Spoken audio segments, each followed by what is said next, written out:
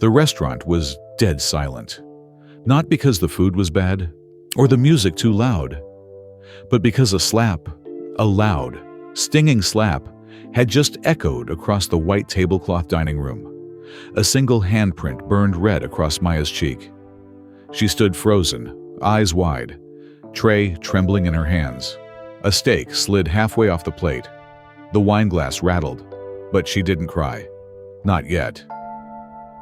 The woman who had slapped her, tall, draped in pearls and drenched in perfume, stood seething, eyes full of rage. "You think this is medium rare? I asked for well done. Are you stupid or just lazy?" "I'm sorry, ma'am. Don't sorry me. Get out. You don't belong here." People stared. Forks were lowered. Conversations halted mid-bite. Even the manager in the back corner suddenly found interest in his clipboard. But someone did move. A man in a gray suit slowly set down his wine glass. He stood up, not loudly, but with quiet purpose, and stared at the scene unfolding in front of him. He didn't speak, not yet, but his expression said everything, and in that moment, a question hung in the air. Who is this man, and what is he about to do? Earlier that morning, Maya had woken up before the sun. She always did. Her room wasn't really a room, more like a corner in the back of a garage, with a curtain acting as a door. But it had a lamp, a mirror, and just enough space for her mother's old photo to sit by the bed. She looked at it, as she always did, and whispered, "Just a few more shifts, Mama, I'm trying." Maya was never late. She pressed her faded blue uniform shirt, tucked in her apron, and walked 2 blocks to the upscale restaurant, Belmont House, where every smile was fake, every napkin was ironed, and every order came with a warning. Don't mess up. These guests tip in zeros. She passed by the regulars who barely looked at her, clocked in without a word from the hostess, and tied her hair back in a bun like always. Today was supposed to be ordinary, until she walked in, Mrs. Evelyn Bellamy. You could smell her money before she even sat down, always demanding, always criticizing. And today, she brought friends and a mood. In that moment, Maya didn't know that the man behind Mrs. Bellamy had been watching her for weeks. Didn't know he had a story of his own. Didn't know her life was about to change. Forever. But that slap was just the beginning. The tension still hung in the air like a heavy fog, long after the slap echoed through the quiet of the 5-star restaurant. Customers sat frozen, mouths agape, wine glasses trembling in hand. No one moved. No one breathed. The rich lady with the diamond necklace, Mrs. Marla Duval, was still glaring at the waitress as if daring her to respond. But Jade didn't speak. Not yet. She stood straight, still, calm, holding on to that one sentence burning on her lips. But it wasn't time. Not yet. Because this story didn't start here. 7 years earlier, Jade was 17, holding her little sister's hand on the side of a rain-slicked road, both soaked to the bone, both trembling. It was the night their world collapsed. Their mother had died suddenly, heart failure out of nowhere. With no father in the picture, no extended family willing to take them, and a landlord who didn't wait for grief to dry tears. They were kicked out of their tiny apartment in less than a week. Shelters were full. Food was scarce. Jade stopped going to school to take care of her sister, Nia, who was only 5. That first winter, she survived by washing dishes at a roadside diner, sometimes stealing leftover bread to keep Nia fed. She never smiled. She never asked for help. The world had shown her what it was made of, and Jade had learned to survive with silence, strength, and eyes wide open. Back to present day. "Do you understand what you've done?" Mrs. Duval hissed, as if speaking to something she scraped off her Louboutin heel. Jade blinked once. "I ordered the filet. This is strip steak. And now my evening is ruined." Jade slowly looked down at the plate. "Ma'am," she said softly, "you ordered the strip." I wrote it down. Gasps spread across the tables. A few heads turned. Mrs. Duval's nostrils flared. "Are you calling me a liar?" The man sitting beside her, probably her husband, shifted uncomfortably. The young couple at the adjacent table had stopped eating altogether. And at the far corner, a man in a charcoal suit with slicked-back hair was watching closely. Jade looked at the woman squarely. Her hands were still by her sides. Her cheeks still bore the sting of the slap. "No, ma'am, I'm just doing my job." The hush in the restaurant turned icy. And then a voice broke through. A voice from the past. "Excuse me." The man from the far table had stood. He looked familiar, something about his eyes, but Jade couldn't place him. "I saw everything," he said clearly, his voice carrying. "She didn't make a mistake, you did." Whispers rippled. Mrs. Duval stiffened. "And for the record," the man added, stepping closer, "I own this place." Dead silence. Mrs. Duval blinked, momentarily thrown off. You're the owner?" "Yes," he said, offering a small smile. "Liam Mercer. My family just bought the franchise chain 2 months ago. I came tonight to see how the team was doing. Seems I came at the right time." His gaze settled on Jade. "You all right?" She gave a small nod, confused. She'd never met him before. At least she thought she hadn't. Flashback. 5 years ago. A boy sat alone at a counter in Jade's diner. He looked like he hadn't slept. Cheap clothes, headphones around his neck, and a backpack filled with textbooks. He always ordered the same thing: toast, black coffee, and a side of jam. He came at the same time every Saturday, always tipped what he could. Some days, it was just spare change. Jade never minded. Once, she'd quietly added an extra slice of toast to his plate. Another day, she slipped him a mini pie on the house. He had once looked up at her with tired, thankful eyes and said, "You probably don't realize how much that meant to me." She didn't, but he never forgot. Back to present day, Liam turned to the dining room. "Everyone, I apologize for the disruption. Dinner's on me tonight. But I want to be very clear.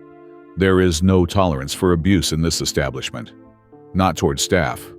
Not toward anyone." Mrs. Duval's jaw dropped.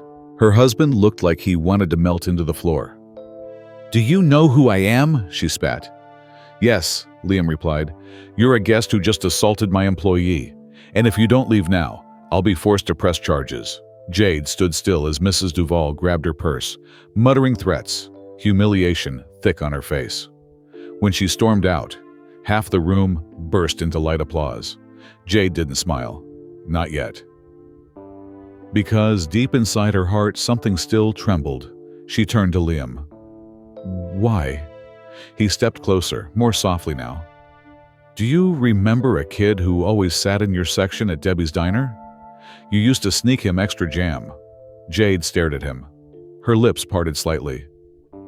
"I was failing my classes, sleeping in my car, trying to hold it all together. That jam, that kindness." His voice caught.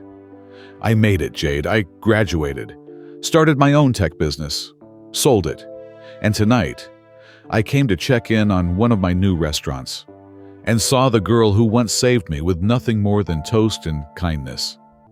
Jade blinked back tears. Her throat tightened, and then, finally, she said the sentence she'd been holding. "Kindness never forgets." The room, which had returned to its meal and murmurs, paused again, because it wasn't just a statement. It was a truth they all felt. Liam nodded slowly. "Exactly." While the night continued, Liam invited her to sit at a booth during his meeting with staff. Jade, unused to such attention, initially declined.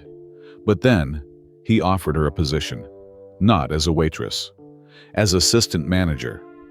Full training, better pay, and flexible hours so she could take night classes. "It's yours if you want it," he said, Jade sat there in shock. For years, she'd served everyone else's table, cleaned up their messes, took their insults with a lowered gaze. Now the table had turned, and the ones who once looked down on her had to look up. The slap still echoed long after the sting had settled on Mia's cheek. The entire restaurant seemed to hold its breath. Time froze. Even the sizzle from the kitchen died down, as if the fryer itself was stunned. Mia didn't cry. She didn't gasp. Her hands didn't reach for her face. Instead, she stood completely still, shoulders square, lips sealed, just blinking. The tall, perfectly made-up woman who had slapped her, Veronica Harrow, glared as if she expected Mia to bow or beg. "You're lucky I didn't call the manager," Veronica hissed. She looked around the restaurant like a proud queen, surveying her kingdom, assuming every eye would be on her side. But to her surprise, nothing. Silence. A quiet, unsettling sort of discomfort crept through the dining hall. A fork clinked to the floor. A chair creaked. Someone coughed nervously, but no one moved. No one interfered, except him. From behind the offended lady, a man slowly stood up, his napkin falling into his untouched pasta. Dressed in a simple charcoal sweater, hair graying at the edges, he had the kind of presence that didn't shout. It commanded. Veronica turned to face him. "Excuse me? Why are you standing?" He didn't respond immediately. Instead, he looked at Mia, straight into her eyes, and gently asked, "Are you all right?" That broke her. Her throat tightened. Not because of pain, but because someone asked. "I'm okay," she whispered. He nodded once, then slowly turned toward Veronica. "What gives you the right to put your hands on her?" The woman laughed, an ugly, mocking sound. "She brought me beef stroganoff. I ordered veal piccata. I have allergies. That could have killed me." "But it didn't," the man said coolly. "And if you were genuinely concerned about allergens, you wouldn't be ordering veal in a shared kitchen, would you?" Her face turned a shade redder. "You don't know who you're talking to." "Neither do you," he interrupted, "and you clearly don't know how to talk to people." Now the room had come alive. Servers, busboys, and guests were frozen mid-bite, mid-step. Watching, Veronica stepped closer, lowering her voice to a venomous whisper. "This is my town. My husband owns half of these buildings." "I don't care if he owns the moon," the man replied. "You just assaulted a young woman in front of 50 witnesses. And if you don't sit down and apologize, I'll be dialing 911 in the next 5 seconds. Veronica's eyes widened. For the first time, fear flashed behind her lashes. But still, her pride wouldn't let go. "Apologize? To the help?" That's when Mia finally spoke. "I'm not the help," she said softly. "I'm a person." It wasn't loud. It wasn't dramatic. But it cut deeper than any shout could. Veronica recoiled as if burned. "You little—" "Ma'am." The man stepped forward now, placing himself between Mia and Veronica. "You've made enough of a fool of yourself. I suggest you leave." Something shifted in the air. The silent approval of the room surged behind him. It was like watching a school bully finally face the principal, with no one left to protect them. Veronica looked around and realized no one was on her side. The waiter near the kitchen crossed his arms. A teenage girl at a corner table filmed with her phone. Even her own friends at the table were quiet, one pretending to check her nails, another avoiding eye contact. Veronica turned red, then pale. She snatched her purse off the table, muttering, "This place is disgusting anyway." But before she stormed out, she turned and glared at Mia one last time. "I hope you enjoy your minimum wage while it lasts." Then she was gone. The bell above the door jingled like a full stop. Mia stood frozen. The man beside her exhaled and gave her a kind smile. "I'm sorry you had to go through that." She blinked. No one's ever said that to me. I'm Martin. He offered his hand. Mia, she replied, her voice cracking. And just like that, something shifted.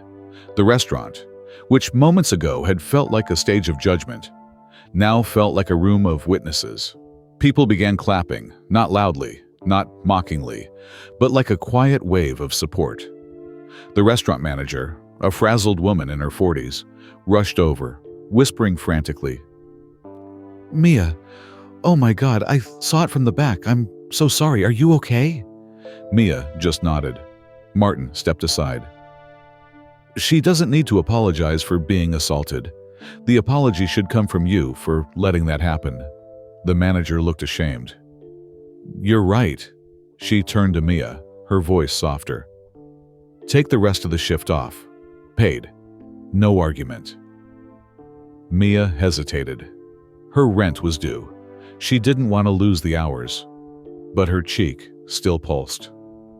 I'll walk you out, Martin said gently. Outside, the snow had begun to fall again. The city seemed quieter, more tender. You didn't have to do that, Mia said as they stood under the awning. Martin chuckled. No, I wanted to. She studied him for a second. Why? He looked out at the street where Veronica's sleek black car had disappeared into the distance. Because years ago, he began, I knew someone just like you. Brave, kind, humble. And I didn't stand up for them when I had the chance. There was a long pause. Maybe this time I got it right. Mia blinked back tears. I don't know what to say. Martin smiled. Say you'll let me buy you coffee sometime. No slapping involved. She laughed. Okay. But only if I get to pick the coffee shop. Deal. As they parted ways, neither of them noticed the teenage girl at the corner table still filming, uploading the confrontation to TikTok. Within hours, it would go viral. Within days, national news outlets would reach out. And within weeks, Mia's life would never be the same again. But that's a story for another chapter. It started with a whisper, then a ripple, then the wave came crashing. By sunrise the next morning, Mia's face was on every screen. Not because she wanted it, because someone else hit upload. The girl at the corner table, 15, braces hoodie, had caught everything. The slap, the silence, the man standing up, and Mia, standing taller than any slap could bring down. The video was barely 90 seconds long. But by 7:42 a.m., it had over 2 million views. By noon, Mia's name was trending on Twitter. #justice. For Mia, don't slap the waitress, shop, Karen. The hashtags varied, some funny, some furious. But they all pointed back to her. Mia didn't even know until she arrived at her usual bus stop and saw 2 teenagers whispering and glancing at her. She touched her face instinctively. The bruise was faint now. She thought, do I have something on me? Then one of them asked, eyes wide, Hey, are you that girl from the video? What video? They showed her. Her breath hitched. There she was, frozen mid-flinch, then holding strong, then speaking that one simple sentence. I'm not the help, I'm a person. She felt her knees weaken. This was too much. Back at the restaurant, the fallout was nuclear. The manager was in tears. We're shutting down today, she told the staff. Too many reporters, paparazzi, protesters, it's a mess. What about tips? Someone whispered. What about safety? Another asked. But Mia stood quietly at the back of the group, her name tag still pinned, her apron wrinkled from being stuffed in a backpack. Her phone buzzed nonstop. Unknown numbers, emails from strangers, interview requests from Good Morning America. The View. A local lawyer offering pro bono representation in case she wanted to sue. She didn't know what to say to any of them. At home, A tiny apartment with a flickering hallway light and a radiator that hissed like a tired dragon. Mia curled into the corner of her mattress. The video played again and again in her mind. Not just the slap, the moment after, the silence, and then Martin, the man who stepped up when everyone else sat down. She hadn't seen him since, but he was all over the comments section. Shout out to that silver-haired legend who stood up. MVP. The only man in the room with a spine. Where's his story? That night, someone slipped an envelope under Mia's door. No name, just one line inside. You were never invisible. They just refused to look. She cried harder than she had in years, not because of pain, but because someone finally saw her. Meanwhile, miles across town, behind ivy gates and marble floors, Veronica Harrow was imploding. The internet had labeled her Veal Karen.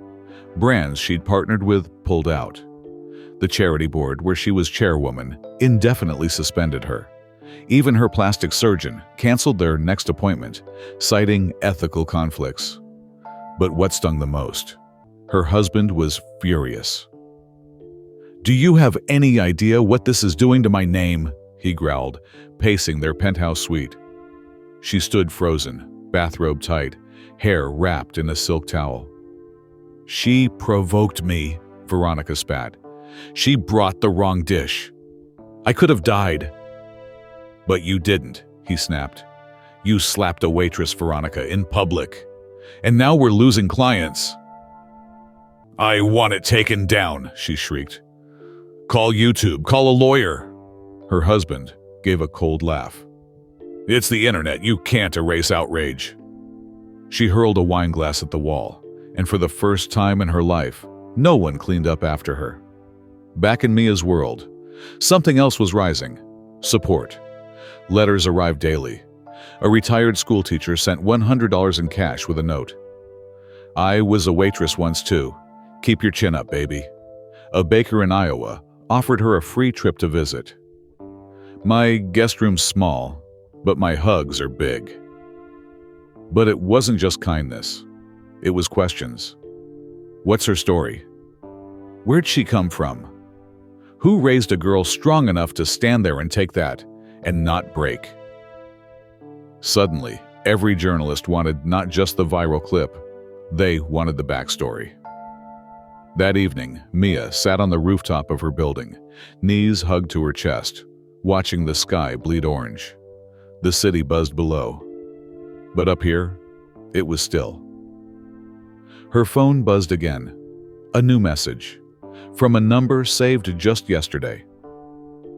"Martin. Hey, I know this is all a lot. Just wanted you to know I'm proud of you. Still owe you that coffee." She stared at it for a long time. Then she replied, "Mia. Tomorrow. My treat. I just got my first donation tip from a grandma in Nebraska." Martin. "Deal. I'll bring tissues." Little did she know, the story wasn't slowing down. In fact, the real firestorm was about to begin, because one clip was about to leak that would flip the public narrative on its head. A security cam recording from the restaurant kitchen. A hidden angle no one had seen, showing exactly what happened before the slap. And it wasn't what the public expected. Not at all. The internet had crowned Mia a hero, but it hadn't crowned her safe. Because when a story goes viral, everyone wants a piece of it. The truth, the twist, and sometimes the takedown. That's how it started. A low-res grainy video uploaded to an anonymous forum, captioned only, "Y'all didn't see everything, watch before judging." It was footage from the restaurant's back kitchen camera, one no one knew existed. The internet swarmed it like bees to blood, and in less than 2 minutes, the entire world turned sideways. The video began 15 minutes before the slap. You see Mia in the back, arguing quietly with a coworker. She's holding 2 dishes, one with veal, one with chicken. The coworker is panicking. "She's allergic, Mia. If she eats the wrong one, we're liable." Mia's voice is calm but stern. I know. That's why I double-checked. The chicken is hers. Then a manager rushes in, shouting about Table 9's order being delayed. You'll lose your job if you mess this up again. Mia clenches her jaw, picks up both plates, walks out. And then it happens. The now infamous slap, the calm voice, the man's intervention. But the new angle made it worse, because now viewers saw what Mia endured before she ever reached the table. The double-checking, the shouting from staff, the blame placed squarely on her shoulders. She didn't make a mistake. She saved that woman from eating the wrong plate. But she got slapped anyway. The video spread like wildfire, again, but this time with vengeance. Mia was right, #fire, Veronica. Harrow, Marsh protects service. Workers Mia had become more than a symbol. She became a movement. By Thursday morning, Mia opened her phone to 11 missed calls from major networks. Fox, CNN, BBC. Netflix sent a feeler. Would you be open to discussing a documentary project? Her inbox was filled with everything from modeling agencies to coffee brands. But that wasn't what shook her. What shook her was the letter. It came in a blue envelope, mailed with a wax seal she didn't recognize. No return address. Inside, a single piece of linen paper. Typed. My name is Charles Winston. I'm the CEO of Hawthorne Enterprises. The woman who assaulted you is married to my late brother's son. I have watched this unfold in shame. I would like to speak, face to face. No press, no strings, just truth. To Winston, Mia froze. Why would a billionaire want to talk to her? She Googled the name. He was real and powerful, the same last name as Veronica Harrow's husband, and he wanted to meet her. Later that day, Mia sat with Martin at a quiet cafe downtown. She wore a hoodie and sunglasses. He wore his usual denim jacket and gentle calm. She slid the letter across the table. He read it twice, then leaned back. This isn't nothing. It's not fan mail. This guy means business. I don't want money, Mia whispered. I just want peace. Martin nodded. Then maybe it's time to ask what peace looks like. Meanwhile, inside Veronica Harrow's penthouse suite, things were unraveling fast. She hadn't left in days. Her publicist quit.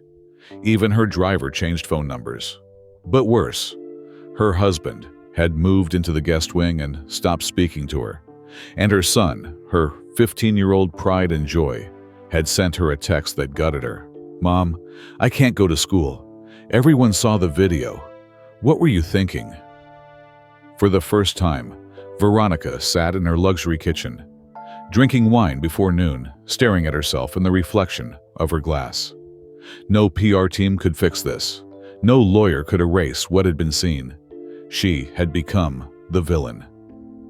2 days later, Mia stood in front of a private iron gate, guarded by a man in a black suit. The address Charles Winston had given her looked more like a museum than a house. Marble pillars, rose gardens trimmed like artwork, a fountain that glistened in the afternoon sun. The guard nodded. You're expected. He's in the conservatory. As she walked inside, heart pounding, her sneakers squeaked on imported tile. She wondered, what am I doing here? Then she saw him, an older man in a wheelchair, wrapped in a tweed coat, with eyes that had seen war, wealth, and wickedness. Mia, he said gently, thank you for coming. They sat across from each other at a sunlit table. Tea was served. No cameras, no assistants. Just two people, separated by a century of class and one viral moment. I won't waste your time, Charles said. Veronica is my nephew's wife. I never liked her. And I've seen what she's done to people beneath her. Mia's voice was cautious. Then why tell me? He sipped his tea. Because I want you to know, not everyone like her stays untouchable. He opened a folder and slid it toward her.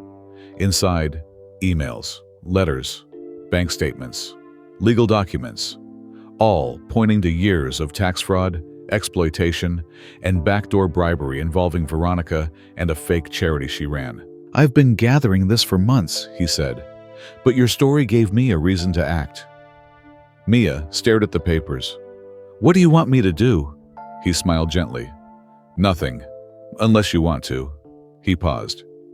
"But if you do, this can bring her down." That night, Mia sat by her window. The folder sat on her lap. Outside, sirens howled. Inside, silence. She had a choice. She could take the settlement, disappear, or she could fight. Not just for herself, but for everyone like her. Everyone who'd been slapped in public and silenced in private. She thought about the little girl in the diner with her mom, the dishwasher she trained who got yelled at every day, the invisible people in aprons and busser trays who got blamed for everything. She opened her laptop, typed the first line of a statement, and hit send. The battle had begun. The press conference wasn't her idea. It was Charles Winston's. But Mia stood there, in front of 5 microphones and a dozen cameras anyway, with trembling fingers clutching a printed statement.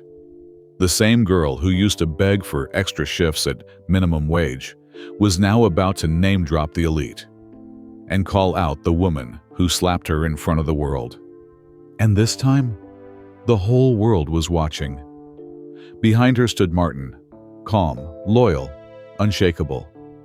Beside him, Charles Winston, in a wheelchair, his hands folded with the quiet power of a man used to commanding boardrooms. Mia's voice cracked once, but she didn't stop. 2 weeks ago, I was slapped for something I didn't do. I didn't want fame. I wanted fairness. What I didn't expect was to uncover something much darker. A system that protects power over people, money over morality. I have here signed statements, documents, and evidence gathered over the last 2 years by a man I now call a mentor, Charles Winston. These show a pattern of fraud and abuse involving Veronica Harrow and her so-called charity, Hearts Forward. This isn't revenge. This is justice. Not just for me, but for every person who's ever been belittled, underpaid, and broken down by people who thought they'd never be held accountable. That last line went viral in under an hour. Clips were reposted across TikTok, Instagram, even LinkedIn. Had My AV's money started trending globally. And just like that, Veronica Harrow had nowhere to hide. Meanwhile, inside a law office that smelled of mahogany and misery, Veronica screamed, "You're telling me this little waitress is going to bury me?" Her lawyer, pale and sweating, adjusted his tie. "She's not alone anymore, Veronica. The man backing her has federal-level connections. There's a special investigation being opened into the Hearts Forward books. They're looking at every donation, every transfer." Veronica slammed her hands on the table. "They can't.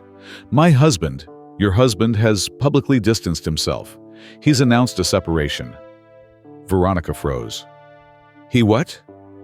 The lawyer slid a folded paper across the desk. A divorce notice, filed that morning. In a single week, Veronica Harrow had lost her marriage, her charity's funding, her business board positions, and the last shreds of her reputation. Paparazzi waited outside her gated community like vultures. Even her chauffeur asked not to be photographed with her. And still, Mia hadn't spoken her name once in anger. She let the facts speak, and they spoke louder than a slap ever could. But not all support came with cameras. One night, 3 days after the press conference, Mia was cleaning her small apartment, still too afraid to move somewhere fancier, when there was a knock at the door. Martin opened it, expecting a reporter. Instead, a girl, no older than 19, stood there, trembling. She held a takeout bag and wore the same diner uniform Mia once did. "Are you Mia?" she whispered. "Yes," Mia said softly. "Come in." The girl stepped inside. Her eyes welled. "You don't know me, but I worked for Veronica Harrow's charity. As a receptionist, they made us lie on reports, told us to say funds went to kids, but they didn't. I didn't know where else to go." Mia walked forward and hugged her. Right there. No questions, just arms and warmth. That girl would become the first witness in the upcoming lawsuit. Others followed. Volunteers, donors, former partners. All had seen something. And now, they weren't scared anymore. The case built fast. Too fast. Even Charles Winston was stunned. "She's done more in 14 days than our legal team did in 14 months, he said, wheeling through the halls of his estate. Martin chuckled. That's what happens when truth stops whispering and starts yelling. By the third week, a federal court had approved a full audit of Hearts Forward. And then came the biggest headline yet. Breaking. Veronica Harrow indicted on 9 counts of fraud, embezzlement, and charitable misuse. Veronica was arrested outside her spa, still in robe and slippers. The cuffs clicked loud enough for the whole world to hear. And Mia? She didn't gloat. She didn't cheer. She just exhaled. And finally slept through the night. But justice doesn't end with headlines. That's what Charles told her one evening, sipping tea beneath the chandelier. Winning isn't just about proving her wrong. It's about what you build after she's gone. Mia frowned. I'm just a waitress. He leaned forward. Not anymore. He handed her a folder. Inside, plans, schematics, a name. The Second Shift Project, a training and protection program for restaurant staff and low-wage workers, with legal aid, mental health support, emergency funding. I want you to lead it, Charles said, with Martin, and anyone else who believed in you before the internet did. Mia stared down at the papers. A non-profit, with her name on it. Something real, something lasting, something she never thought she'd be allowed to dream of. Tears slipped down her cheek. I don't know if I'm ready. You weren't ready the day you stood up to her in that diner, Charles smiled. But you did it anyway, and so the building began. Brick by brick, name by name. Not a viral story anymore. Not a headline. A movement. And at the ribbon cutting, surrounded by workers in aprons and dish gloves, Mia stood behind a mic one more time. She didn't talk about the slap. She talked about grace, about choosing dignity over fury, about fighting, not to destroy someone, but to build something better.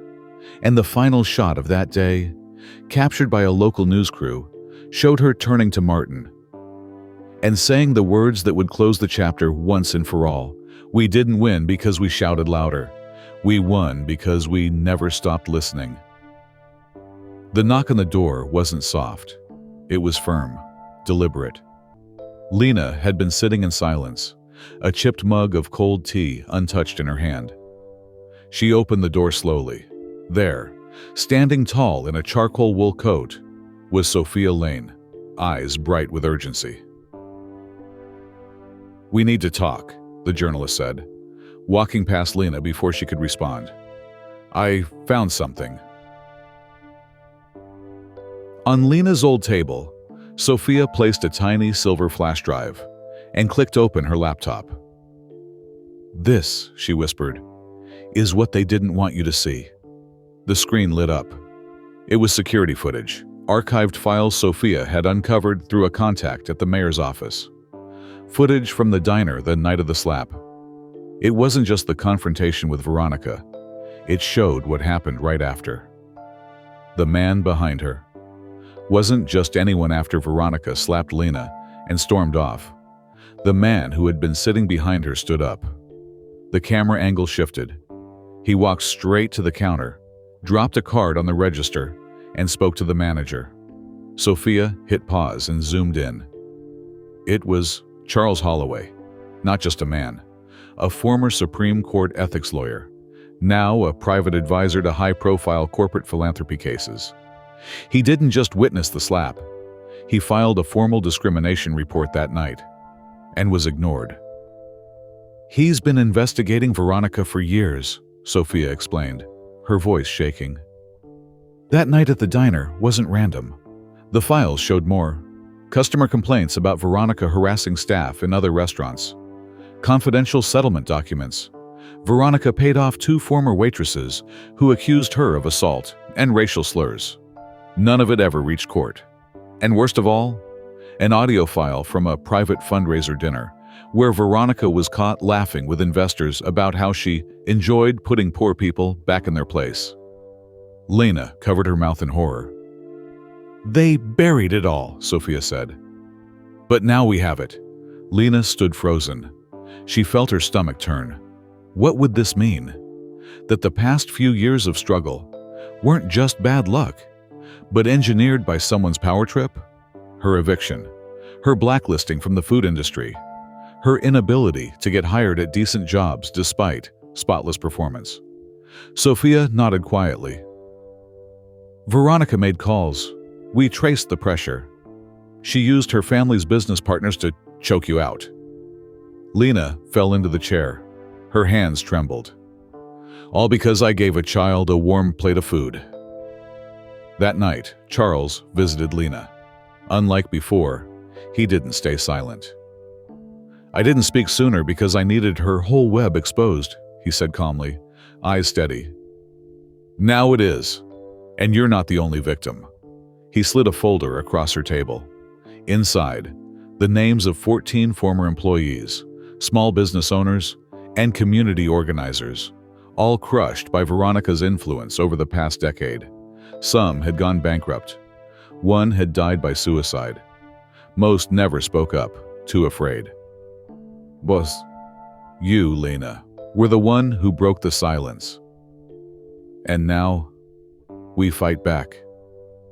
Charles proposed something that made Lena's chest tighten. A class action lawsuit. Every person harmed by Veronica's social and financial attacks would be part of it. Lena would be the face, not because she wanted attention, but because she had survived. Sophia would release a documentary expose the same day. "But it's not about revenge," Lena said, almost to herself. "It's about telling the truth, so no girl like me gets crushed again for being kind." Charles nodded.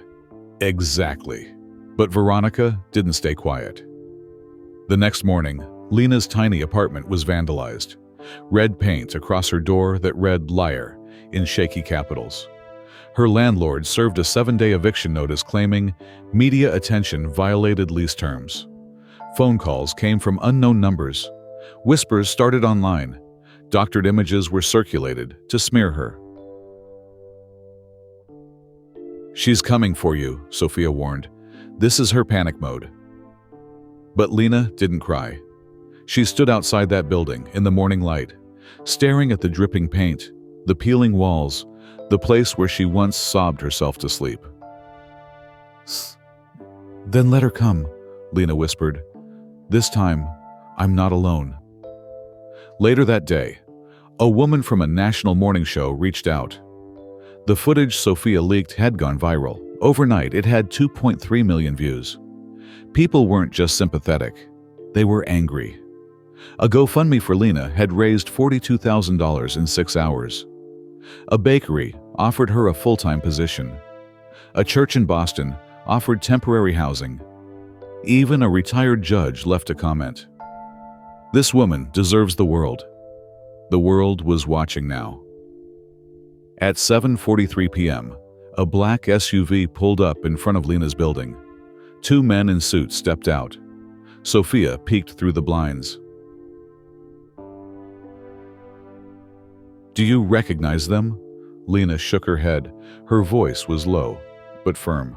"No, but I think they work for her." The knock was cold. 3 taps, 1 second apart. Lena stood frozen. Sophia clutched her phone, already recording. Charles slowly moved to stand behind the door.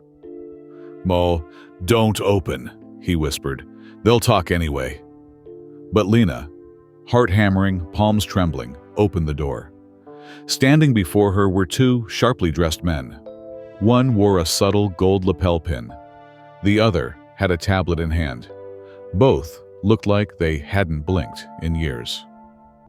"Ms. Lena Porter, we represent the Hastings Group. Our client would like to speak with you." Lena stiffened. The Hastings Group was Veronica's PR and legal bulldog team, the ones who'd quietly destroyed whistleblowers and controlled narratives for elite families across the coast. "Our client would like to settle, privately, amicably." The man with the tablet tapped, slid it around. A number blinked on the screen. $750,000. "This is a good faith offer. In exchange, you'll sign a confidentiality clause and retract all public allegations." Sophia gasped. Charles said nothing. Lena didn't even look at the screen. "You want me to say it didn't happen?" she said quietly. "That she didn't slap me? Didn't ruin my life?" The man with the gold pin smiled faintly.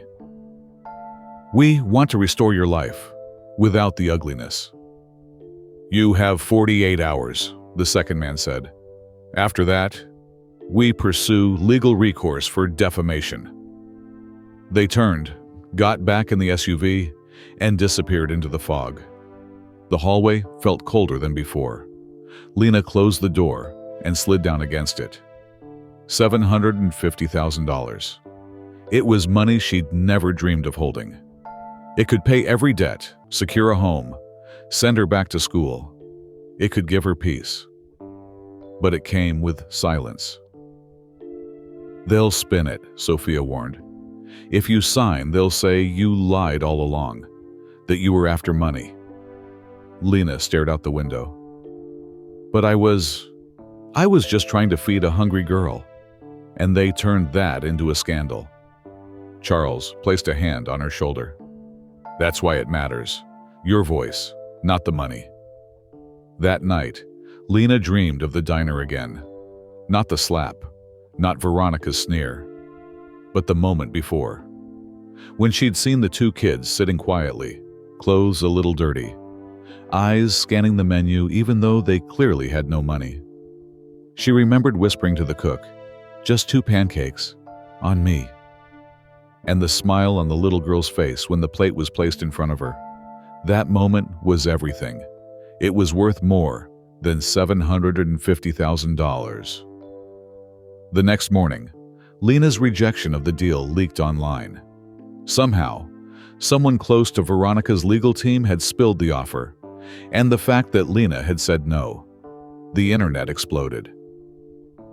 "She turned down $750,000 just to tell the truth. This woman is a hero. We don't deserve people like Lena." Donations crossed $200,000. Talk shows wanted her. High schools invited her to speak on integrity. A documentary deal was on the table. And in Veronica's world, the fire grew hotter. Veronica made a last-ditch effort to save her name. She appeared on a major news channel, primetime, hair styled perfectly, wearing soft beige to look humble. "I was having a very difficult day," she began. "It was never my intention to hurt anyone." But halfway through, the anchor interrupted her. "Ms. Hastings, are you aware of this footage?" They rolled the fundraiser tape, her laughing, mocking the poor, saying, "They exist to serve us." Veronica's face paled. Her lawyers shut down the interview. Public opinion collapsed. 3 more employees from Veronica's past came forward. One said she'd been slapped too. Another said Veronica had threatened her family. All had been silenced with cash. Lena stood outside her apartment, camera crews surrounding her. "Do you feel vindicated?" one reporter asked. She shook her head. "This isn't about me. This is about every person who gets punished for being kind." On national TV, during her first official interview, Lena was asked, "If you could say one thing to Veronica Hastings right now, what would it be?" She paused, looked straight into the camera. You can own everything but the truth. The internet made it a hashtag. Own everything. But the truth, millions posted under it. People told their own stories of being silenced, of standing up. A movement had begun. Late one night, Charles called Lena. They're preparing to countersue, but I found something else. He sent her a scanned letter, an old one, hidden in Hastings' family archives. It was from Veronica's mother, a woman who had once been a waitress herself, and it said, "If ever my daughter forgets where she came from, remind her with kindness. That's the only legacy that matters." "Where did you find this?" Lena whispered, holding the faded paper like it might vanish. Charles, now in full lawyer mode, nodded toward the screen. Archived family estate files. It was buried under a donation record, meant to stay lost. Lena read the lines again. "If ever my daughter forgets where she came from, remind her with kindness." Veronica Hastings, daughter of a waitress. It was the irony the world hadn't yet heard. And Lena knew. This wasn't just a quote. It was the key. Lena's small apartment had become a war room. Sophia fielded interview requests from 5 countries. Charles spent most days cross-referencing affidavits from former Hastings employees. There was even talk of a class action lawsuit now. But Lena? She was tired. Not broken. Just heavy. "I didn't ask for any of this," she said once, staring out at the rain. But she knew. It chose her. 30 years earlier, a woman named Marla Hastings waited tables in a dusty Nevada diner. She had a toddler, Veronica, who sat in the back eating leftovers off paper plates. Marla worked 3 jobs and told her daughter every night, "We may be poor, but we're never cruel." Then came the inheritance. A distant uncle passed, left behind millions. Suddenly, Marla and little Veronica moved into a mansion. The wealth changed everything, especially Veronica. That same letter Lena held, it had been Marla's final attempt to anchor her daughter to decency. Kindness feeds more than money ever will. But as Lena and Charles researched more, they found court records, dozens. Marla died disinherited, cut off by Veronica. Her mother's name, erased from every biography. "She turned her back on the very woman who taught her to stand," Lena whispered. Lena made a choice. She read Marla's letter aloud on livestream. It hit the internet like a bomb. Veronica Hastings, the billionaire who assaulted a waitress, was raised by one, and disowned her own mother for being low class. Social media exploded. "This changes everything. Now it's personal." She slapped her past too. The kindness legacy began trending globally. Suddenly, Lena wasn't just a waitress anymore. She was the mirror Veronica couldn't escape. Veronica tried to retaliate. Legal threats, smear campaigns, articles questioning Lena's past. But for every lie she launched, another truth surfaced. A former maid from Veronica's estate said she was docked pay for crying. A chauffeur revealed he was fired for calling 911 when a homeless man collapsed near the mansion gates. An audio clip surfaced. Veronica mocking her own mother's waitress voice. Every mask shattered. Even Veronica's board removed her from public-facing roles. Investors pulled millions. Late one evening, a new man visited Lena. Gray suit, soft voice. Not a lawyer, an heir. "I'm Marla's nephew," he said. "I want to restore what was stolen from her. And from you." He offered to fund a foundation in Marla's name. Not hush money. Real legacy work. Scholarships for kids of waitresses. Food drives. Support systems. Lena's eyes welled up. "We'll call it the Kindness Legacy Fund," he said. She nodded. It was right. The next time Lena stood in front of a Rolls-Royce, it wasn't as a waitress. It was as the guest of honor at the launch gala for the Kindness Legacy Fund. Flashing lights, red carpet, reporters lining up for quotes, and the very diner where she was slapped, now bought and renovated into a community kitchen, Lena's table. One final moment made the night unforgettable. A young girl approached Lena, holding a small white envelope. "My mom said you helped her once, with pancakes." The girl handed Lena a photo, her mother 15 years ago, sitting at that diner, smiling with syrup on her lips. "She says you saved her life." Lena knelt, hugged the girl. "No, she saved mine." When asked on camera, "What would you say to the world now that everything has changed?" Lena paused, smiled gently, and replied, "Power doesn't make you a person, kindness does." "We're out of syrup already?" Lena laughed, apron tied tight, sleeves rolled up. Not because she had to, but because she wanted to. Lena's table was the busiest it had ever been. But it wasn't just a diner anymore. It was a symbol of endurance, of kindness, of the way one act, one plate of warm food, could ripple through years and lives. The walls of Lena's diner weren't covered in celebrity photos or expensive art. They were filled with letters, dozens of handwritten thank you notes from people who'd once been hungry. A child who got her first scholarship, a nurse who said Lena fed her when no one else would. And at the very top, framed in gold, "Duh. To the woman who fed me when I was starving in every way. Thank you. Love, Mia." Yes, the same little girl she'd fed all those years ago. Now, a nurse, a lifesaver. Veronica Hastings, once one of the wealthiest women in the city, now walked with dark glasses, silent security guards, and no public platform. Her luxury chain of restaurants, gone. A class action suit against her was quietly settled, funds redirected into the Kindness Legacy Fund.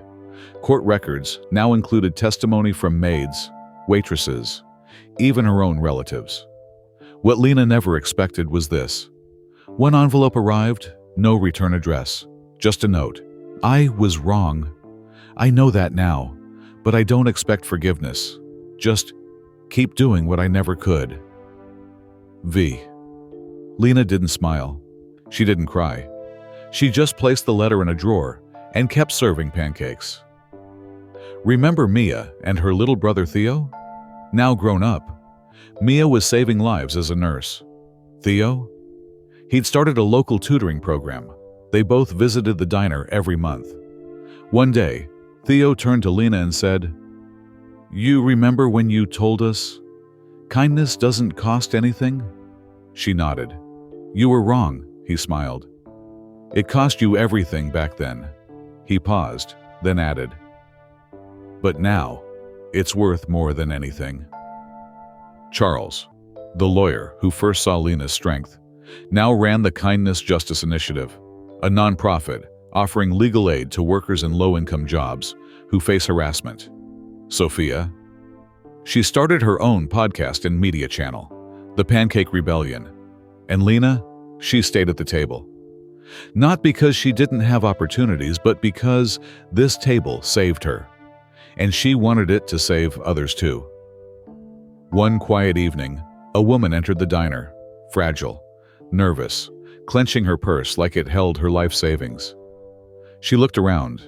Then her eyes landed on Lena. "Do you remember me?" Lena stared, tilted her head.